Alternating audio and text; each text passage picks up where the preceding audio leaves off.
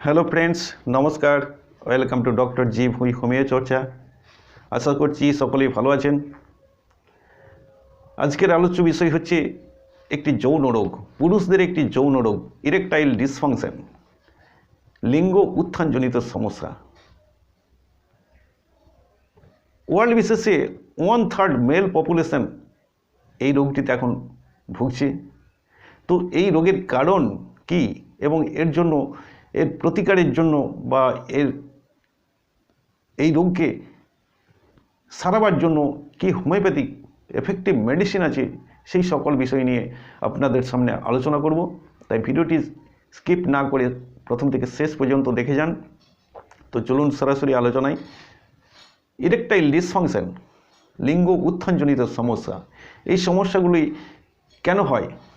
যখনই তার ফিমেল পার্টনারের সঙ্গে সহবাসে লিপ্ত হতে যাচ্ছে সেই সময় তার লিঙ্গের লিঙ্গ শিথিল হয়ে যাচ্ছে বা অল্প ইরেক্ট হয়েছে অথচ যোনিদ্বারে প্রবেশ করানোর আগেই তার লিঙ্গ শিথিল হয়ে যাচ্ছে। এই সমস্যাগুলোর কারণ কি? এই কারণগুলো খুঁজতে গেলে প্রথমেই আমাদের বলতে হয় কিছু রোগ আছে, শারীরিক কিছু রোগ আছে, সেই রোগগুলো এই ইরেকটাইল ডিসফাংশনে ব্যাহত করে। যেমন উচ্চ রক্তচাপ, হাইপারটেনশন, ডায়াবেটিস, দীর্ঘ সময় ধরে কেউ ডায়াবেটিসে ভুগছে, এই ইরেকটাইল ডিসফাংশনে ব্যাহত হয়।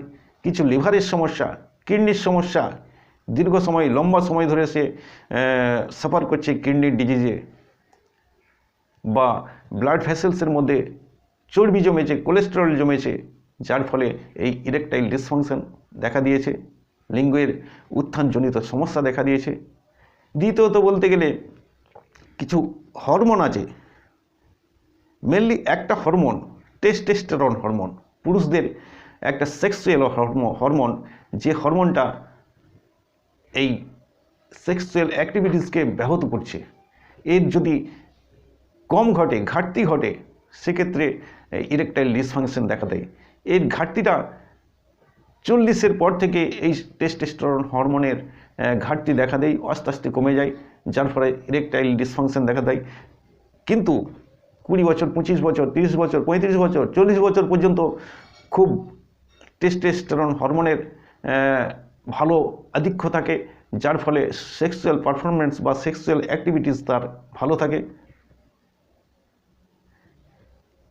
তৃতীয়ত বলতে গেলে অ্যালকোহলিজম, খুব বেশিরভাগ মানুষই এখন এই অ্যালকোহলে অ্যাডিক্টেড। প্রত্যেক দিন অ্যালকোহল নিচ্ছে, দিনে একবার দুবার, সপ্তাহে 3বার 4বার 5বার করে অ্যালকোহল নিচ্ছে, বা ধূমপানে আসক্ত, প্রচুর পরিমাণে ধূমপানে আসক্ত। সেই সব ব্যক্তিদের ক্ষেত্রে এই রকম ধরনের ইরেকটাইল ডিসফাংশন দেখা দিতে পারে। সার্টেন মেডিকেশন, কিছু মেডিসিন, অ্যালোপ্যাথিক মেডিসিন আছে, সেই মেডিসিনগুলো এই ইরেকটাইল ডিসফাংশনে ব্যাহত ঘটায়। যেমন সাইকোটিক কিছু মেডিসিন আছে, সাইকিক মেডিসিন, সেই মেডিসিনগুলো, বা ডিপ্রেসিভ কিছু মেডিসিন, ডিপ্রেসিভ ড্রাগ, সেই ড্রাগগুলো, বা ঘুমের ওষুধ এই ইরেকটাইল ডিসফাংশনে ব্যাহত ঘটায়।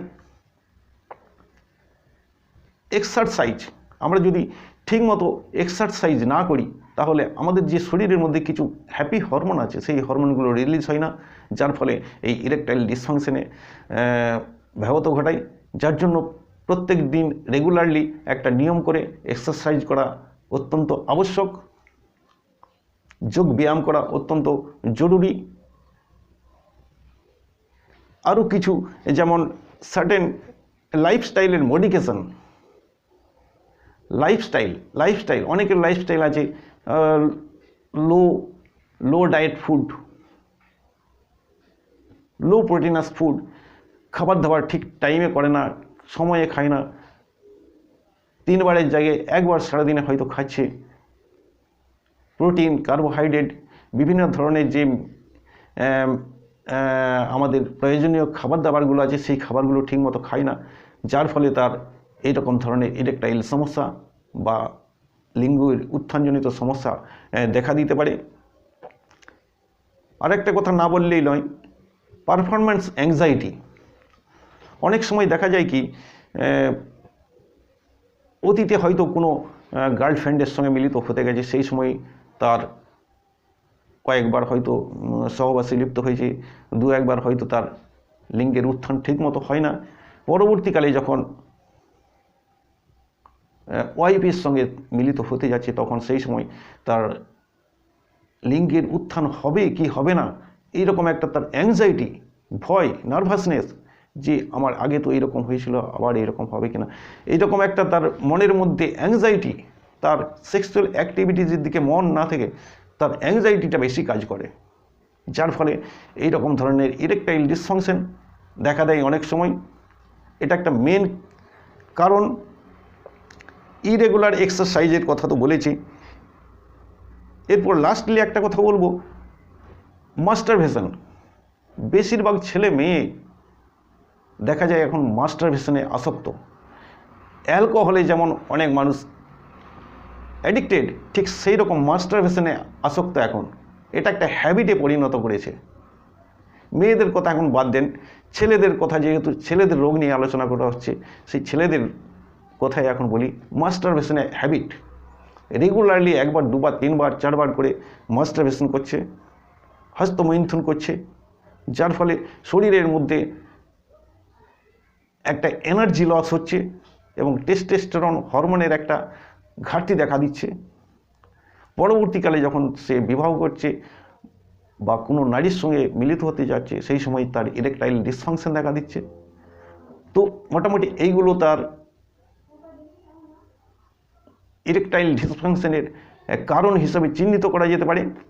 এরপর আসি আমরা কি গুরুত্বপূর্ণ এফেক্টিভ হোমিওপ্যাথিক মেডিসিন আছে যা আমাদের এই ইরেকটাইল ডিসফাংশনকে খুব সহজেই তাড়াতাড়ি ভালো করে দেবে বা সারিয়ে তুলবে। তো এই ধরনের সমস্যাগুলো আমাদের যখন ট্রিটমেন্ট করতে হয় হোমিওপ্যাথিতে, সেক্ষেত্রে আমাদের কিছু ক্লাসিক্যাল ট্রিটমেন্ট করতে হয়। পেশেন্টকে ভালো করে বিচার করে, তার ব্যাকগ্রাউন্ড বিচার করে, তার কনস্টিটিউশন বিচার করে, তার অন্যান্য হোমিওপ্যাথিক লক্ষণ বিচার করে যদি মেডিসিনটা প্রয়োগ করা যায়, তাহলে খুব ভালো কাজ হয় এবং অল্প দিনের মধ্যে তার সেরে যায়। সেই রকম ধরনের কিছু কনস্টিটিউশনাল মেডিসিন আছে, লাইকোপোডিয়াম, কনিয়াম, ফসফরাস, ডামিয়ানা, এরকম ধরনের বিভিন্ন মেডিসিন আছে, সেইগুলো দেওয়া যেতে পারে।